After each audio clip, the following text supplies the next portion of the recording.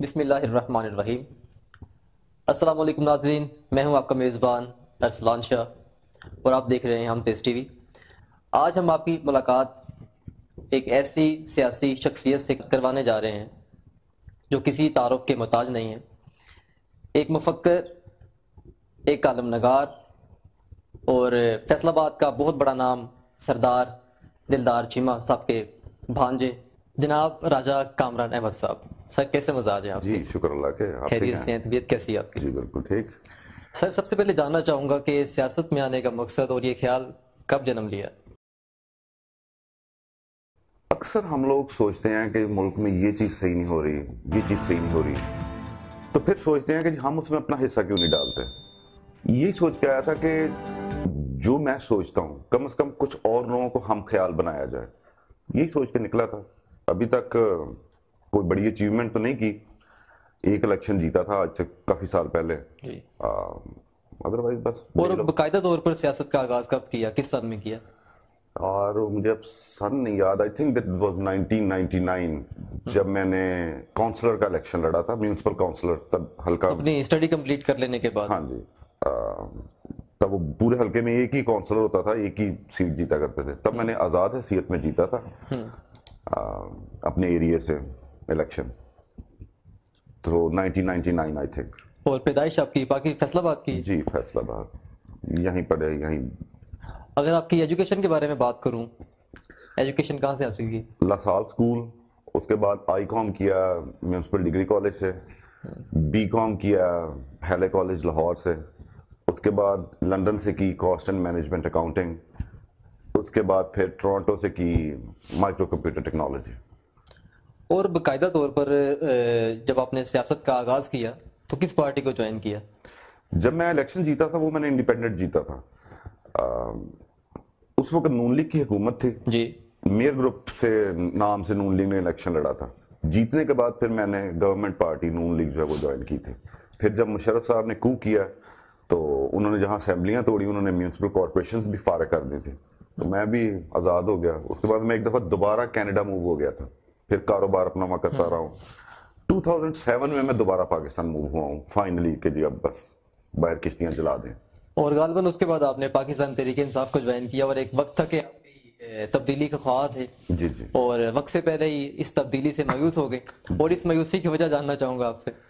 مایوسی کی وجہ 2014 والا دھرنا تھا۔ میں اس دھرنے میں اکثر اپنے جو پی ٹی آئی کے دوست تھے ان کو ایک بات کہا کرتا تھا کہ جس دن اس دھرنے کی تاریخ لکھی گئی اس دن آپ پتہ لگے گا کہ اس پورے دھرنے میں صرف ایک آدمی سچ بول رہا ہے اور وہ ہے جاوید ہاشمی۔ حالانکہ اس وقت اس کو بہت گندا کیا گیا۔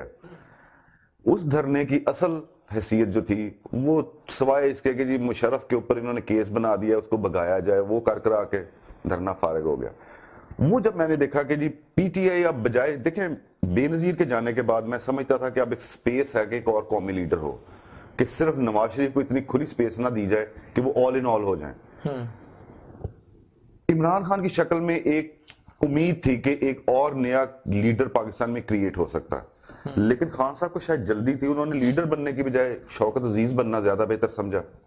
سر آپ کو کیا لگتا ہے کہ اگر وہ اس دھرنے کی طرف موو نہ کرتے تو کس اسٹریٹجی کو اپناتے، یا ان کو وہاں پر کیا کرنا چاہیے تھا؟ عوام سے دیکھیں ان کے ساتھ عوام لگ رہی تھی، وہ عوام میں رہتے، انہوں نے جلدی اب دیکھیں اس وقت جو حالات جا رہے ہیں کہ وہ اپنی مرضی کا وزیر خزانہ بھی نہیں لگا سکتے، اپنی مرضی کا وزیر خارجہ وہ نہیں لگا سکتے، تو کیا اتنی جلدی تھی، کیا ضرورت تھی پھر اس حکومت کی؟ آپ کی اگر کوئی پالیسی تھی بھی، اول تو جو میں نے ان کے ساتھ رہ کے دیکھا ہے کوئی مجھے پالیسی نظر نہیں آئی، میں اس لیے پیچھے ہٹ گیا تھا۔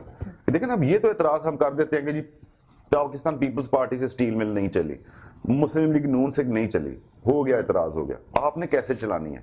اگر کبھی خان صاحب سے ہم نے یہ سوال پوچھا تو ان کے پاس اس کا کوئی جواب کبھی نہیں تھا۔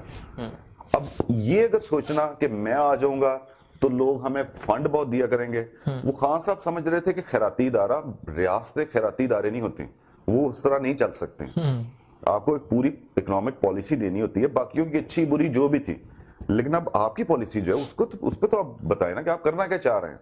نا یہ مرغیاں اور یہ تیل بیچ لیں گے اور ہم شہد بیچ لیں گے، اٹس ناٹ اے اسٹریٹجی. ہاں جی. تو سر 84 کی طرف سے غالباً آپ کو ٹکٹ کی بھی آفر ہوئی تھی اور آپ کا نام بھی ریکمینڈ کیا گیا تھا, تو آپ نے وہ ٹکٹ کیوں ٹکرا دی؟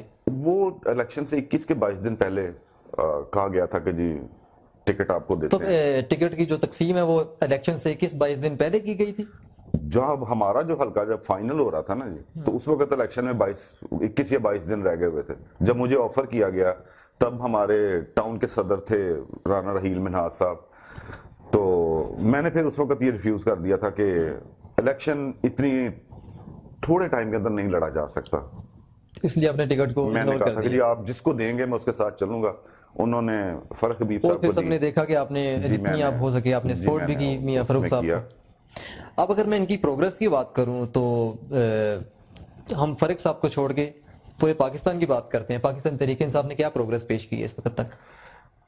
آپ میرے سے نہ پوچھیں, عوام سے پوچھ لوں. آپ کی آبزرویشن کیا ہے؟ سر یہ ہے کہ آپ کی انفلیشن ڈبل ہو گئی, آپ کی مہنگائی ڈبل سے بھی اوپر چلی گئی, آپ کا روپیہ جو ہے وہ 1.5 گنا بڑھ گیا.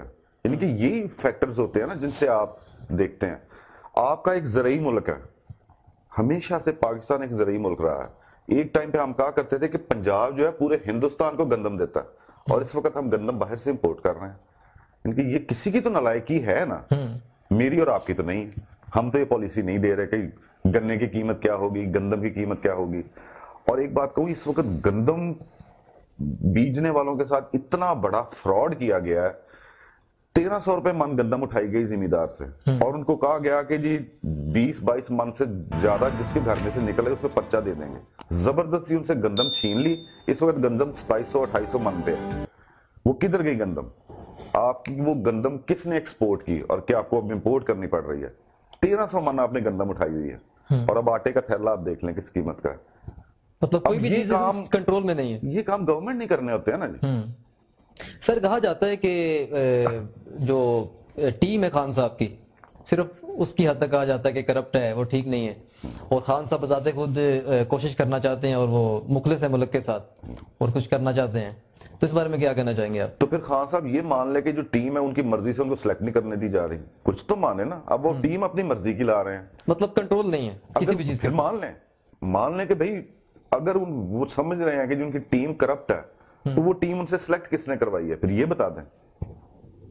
دیکھیں اگر آپ میرے پاس آئے ہیں, آپ کو بڑی عزت سے ایک بندہ اندر لے کے آیا, اب اس کی جگہ ایک بندہ ہوتا جو آپ کے ساتھ بدتمیزی کر رہا ہوتا, تو آپ مجھے سے یہ سوال کرنے والا بنتا تھا آپ کا کہ میں نے اس کو رکھا کیوں ہے, بجائے میں یہ کہوں یار یہ تو بدتمیز ہے. بالکل ایسے. اب اگر جو ٹیم ہے, ٹیم پھر سلیکٹ کس نے کی ہے, یا تو کہنے میں نے نہیں کی ہوئی. دیکھیں نا, خان صاحب نے اپنی پہلی تقریر میں ایک بات کی تھی کہ میں اپنی کابینہ چھوٹی رکھوں گا. تاریخ کی سب سے بڑی کابینہ خان صاحب کی ہے. مطلب یو ٹرن کافی حد تک جو ہے وہ لیے گئے, جو بھی ہے. لیکن میرا مطلب ہے کہ جی اب ان بات کے الزامات آپ کس کو دیں گے, اب اپنے آپ پہ تو ہے نا. سر علامہ طاہر القادری صاحب فرمایا کرتے ہیں, ابھی بھی فرماتے ہیں کہ اس نظام حکومت کے ذریعے کبھی انقلاب نہیں آ سکتا, کبھی تبدیلی نہیں آ سکتی. تو آپ کو کیا لگتا ہے؟ سر انقلاب دنیا میں کہیں بھی ایک دن میں نہیں آئے ہوئے. انقلاب بتدریج آہستہ آہستہ چیزیں بنتی ہوتی ہیں, اور انقلاب جو ہوتے ہیں نا جی, انقلاب بیسیکلی جنگ ہوتی ہے. ایسے تو آپ افغانستان کا بھی انقلاب کہنے کو انقلاب کہہ سکتے ہیں, لیکن اس سے حاصل کیا ہوا؟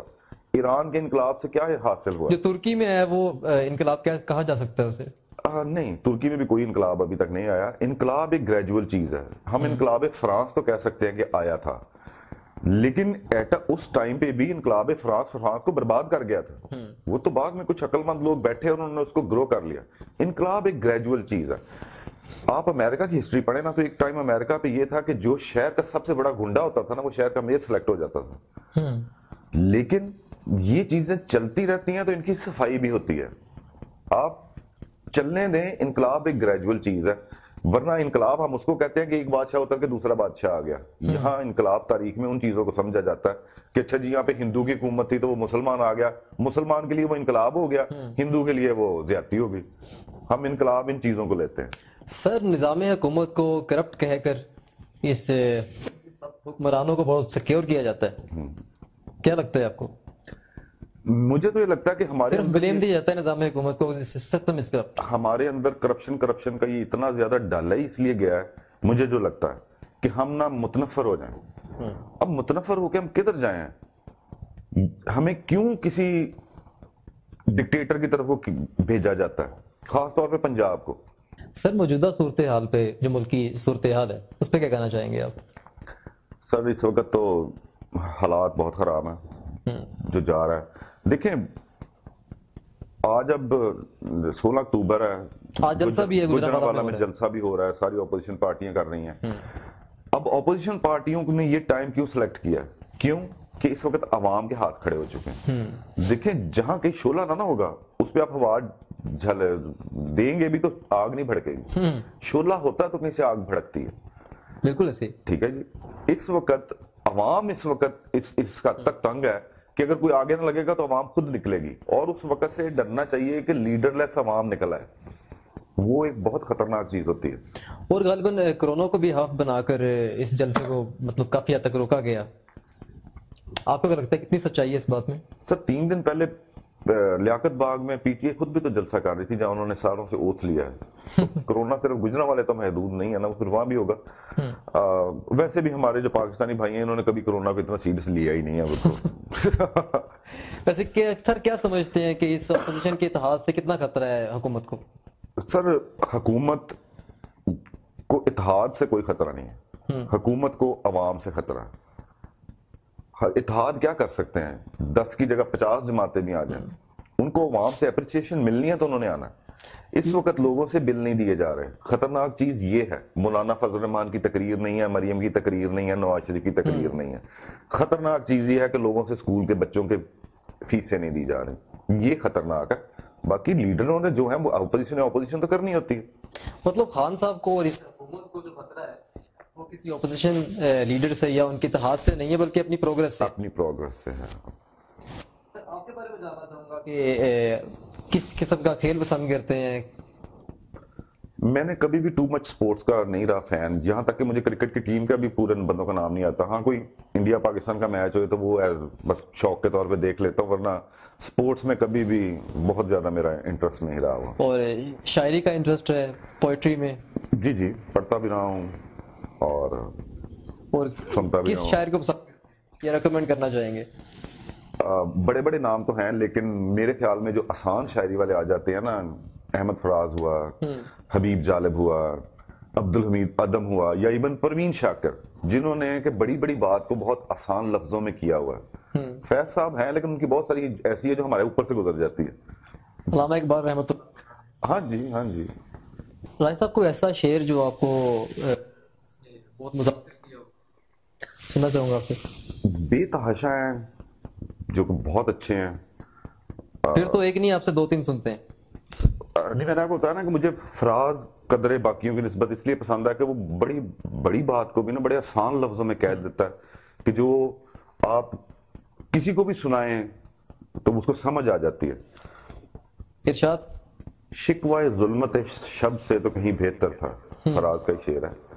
شکوائے ظلمت شب سے تو کہیں بہتر تھا، اپنے حصے کی کوئی شمع جلاتے جاتے. کیا بات ہے.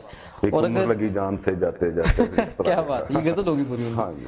اگر کوئی محبت پہ شعر اگر سنا دیں آپ تو. فراز کے پھر ذہن میں آ جی گیا. جی. شعلہ تھا جل بجھا ہوں، ہوائیں مجھے نہ دو، میں کب کا جا چکا ہوں صدائیں مجھے نہ دو. جو زہر پی چکا ہوں تم ہی نے دیا مجھے، اب تم تو زندگی کی دعائیں مجھے نہ دو. کیا بات ہے. فراز صاحب ایسے بڑے رومانٹک مجھے شاعر لگتے ہیں. آپ نے تو ماشاءاللہ کافی پڑھا ہے. جی میں نے ان کی کافی پڑھی ہے. سر اداکارہ گلوکارہ کون سی پسند ہے؟ گلوکارہ میں نور جہان کو بہت سنتا ہوں، حالانکہ عام لوگ اس کو. اور ان کی فیورٹ غزل کون سی پسند ہے؟ سلسلے توڑ گیا وہ سبھی جاتے جاتے، ورنہ اتنے تو مراسم تھے کہ آتے جاتے. مجھ سے پہلی سی محبت. جی وہ فیض صاحب کا بھی ہے. آپ نے غزل کا پوچھا تو وہ پڑھا انہوں نے. جی پڑھا انہوں نے. جی نور جہاں صاحبہ نے. ہاں جی میڈم نور جہاں صاحبہ. ہاں جی فیض کی یہ والی انہوں نے. اور اداکارہ میں کون پسند ہے؟ فی الحال کوئی بھی اتنی خاص نہیں ہے. پرانی ایکٹریسز میں سے ایک رانی ہوا کرتی تھی، وہ مجھے بہت فیورٹ تھی. فردوس تھی، ان کے چھوٹے بچپن میں مووی دیکھی تھی ہیر رانجھا، وہ بڑی پسند تھی. اب آج کل خیر پاکستانی تو انڈسٹری آلموسٹ برباد ہو چکی ہوئی ہے معاشرت کے ساتھ ساتھ. ہاں جی تو وہ کوئی خاص نہیں ہے. چلے میں لاسٹ میں آپ کا بہت شکر گزار ہوں کہ آپ نے اپنی گناہوں مصروفیات میں سے وقت نکالا اور ہمارے اس پروگرام کو زینت بخشی. کہ آپ نے آخر میں کیا پیغام دینا چاہیں گے پاکستانی قوم کو؟ محبتیں کریں. سب سے آسان چیز دنیا میں جو کرنا ہے وہ محبت ہے. ہمارے ہاں اس حد تک نفرتیں پھیلائی جا رہی ہیں, یہ فلاں پارٹی کا اس سے نفرت کرو, یہ فلاں صوبے کا اس سے نفرت کرو, یہ فلاں فرقے کا اس سے نفرت کرو. ہمیں مسجدوں میں نفرت سکھائی جا رہی ہے, اسکولوں میں نفرت سکھائی جا رہی ہے, سیاسی جلسوں میں سکھائی جا رہی ہے. نفرت کو ریجیکٹ کریں. باقی آپس میں اختلاف تو بھائیوں میں بھی ہوتے ہیں, لیکن نفرت کو اپنے اندر سے نکالیں. ہر کسی کو بولنے کا حق دیں, اس کی بات سنیں. ہو سکتا ہے جو آپ کا نظریہ ہو وہ غلط ہو, اس بات پہ نہ پکے ہو جا کریں جو میں نے سوچ لیا ہے وہی صحیح ہے. اپنا دماغ کھلا رکھیں اور نفرتیں ختم کریں. بس. بہت شکریہ, تھینک یو. Thank you. ناظرین, ہم اپنے پروگرام کا اختتام کرتے ہیں. اپنا بہت سارا خیال رکھیے گا اور اپنے میزبان ارسلان شاہ کو اپنی دعاؤں میں یاد رکھیے گا. السلام علیکم.